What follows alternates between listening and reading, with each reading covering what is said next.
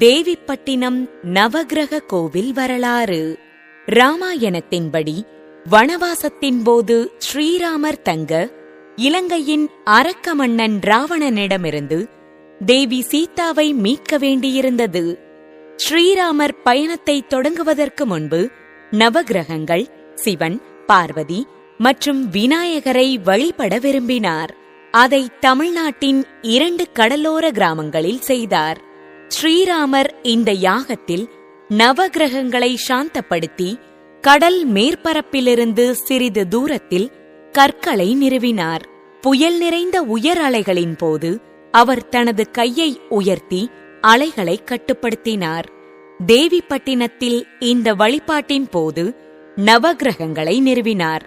இந்த நவபாஷான நவக்கிரகங்களை தொழுவோருக்கு தீராத வினைகள் தீரும் என்பது ஐதீகம்.